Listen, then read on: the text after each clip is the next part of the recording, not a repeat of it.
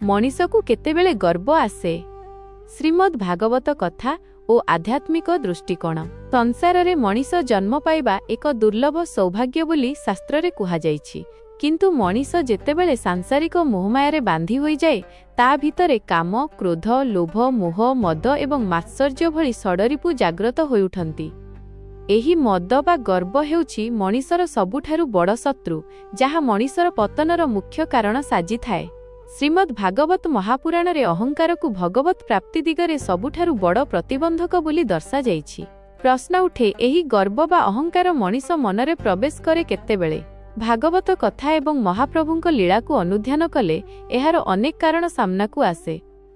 मनीष मनरे गर्व आसिबार मुख्य कारण साधारणतः मनीष भूली जाए जे से संपूर्ण रूपे भगवानंक उपरे निर्भरशील। शास्त्र अनुजाई मुख्यतः फटी विषय मनीष को सबुठारु शीघ्र अहंकारी करिदिए। धन और संपत्तिर गर्व। धनामाड़ा। जेतेबेले जणे साधारण मनीष पाखरे हठात अनेक धन संपत्ति, बैंक बालांस एवं भौतिक सुख सुविधा आसी जाए सेतेबेले ताकू धनर गर्व आसे।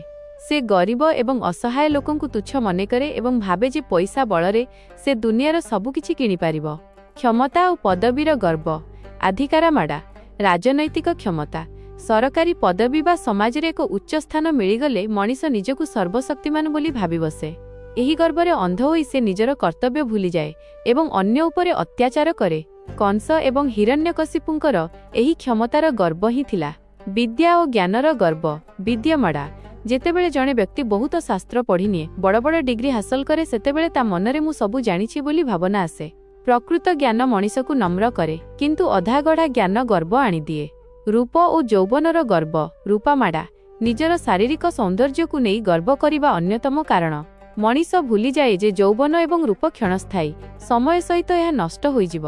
उच्च कुल बा वंशर गर्व। कुलामाड़ा। मु एक बड़ जाति बा महान वंशरे जन्म होइछि, एही चिंताधारा मनीष को अन्य मानकु घृणा करिबाकु प्रेरित करे। श्रीमद् भागवतरु गर्वगंजनर किछि अमृत दृष्टांत। प्रभु श्रीकृष्ण हेउछंती दर्पहारी, गर्व नाशकारी। से निज भक्त मानकु बहुत भल पाआंती, किंतु भक्त भितरे टिकिए भी अहंकार देखिले ताकु तुरंत भांगी दियंती। कारण गर्व थिबा जाए भगवानंकु पाइबा असंभव। एक देवराज इंद्रंक क्षमतार गर्व। गोवर्धन लीला। स्वर्गर राजा इंद्रंक मनरे प्रबल गर्व आसी जाइथिला जे तांकरी दयारु पृथ्वी रे वर्षा हेउची एवं गोपवासी माने बंचिछंती। जदि से न चाहिबे सृष्टि ध्वंस होइजिब।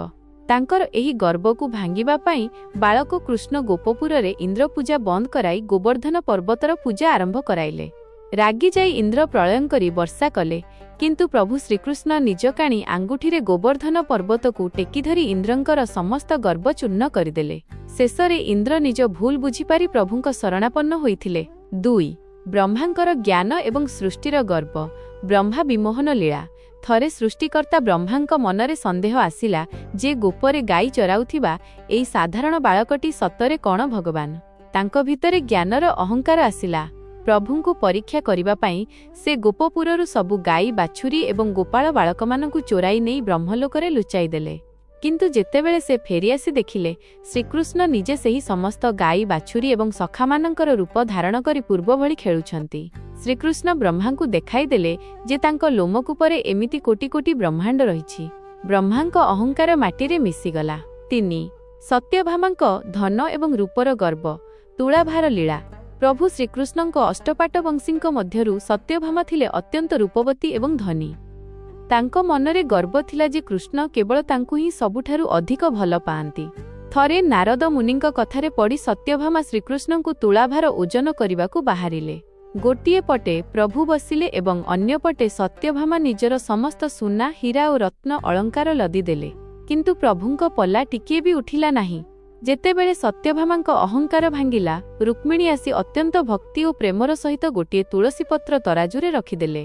केवल गोटिए तुलसी पत्ररे प्रभुंक ओजन समान होइगला। एथिरु प्रमाणित हेला जे भगवानंकु धन बा रूपर गर्वरे नुहे, केवल शुद्ध प्रेम और विनम्रतारे बांधी हेबो।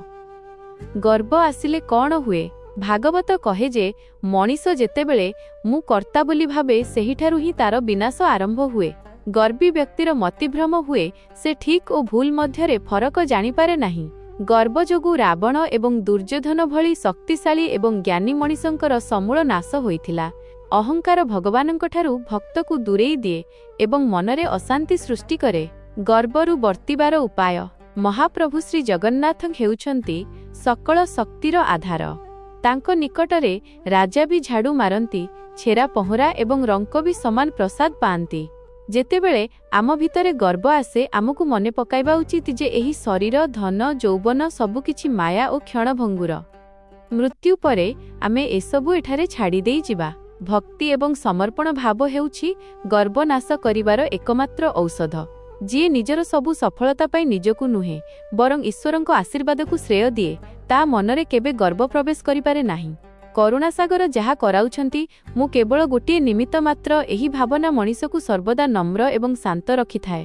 ତେଣୁ ନିଜର କର୍ମ କରିଚାଲନ୍ତୁ ଏବଂ ସମସ୍ତ ଫଳ ମହାପ୍ରଭୁଙ୍କ ଶ୍ରୀଚରଣରେ ସମର୍ପଣ କରନ୍ତୁ। ତାହା ହିଁ ପ୍ରକୃତ ମାନବ ଧର୍ମ ଏବଂ ଭାଗବତର ମୂଳ ସାର।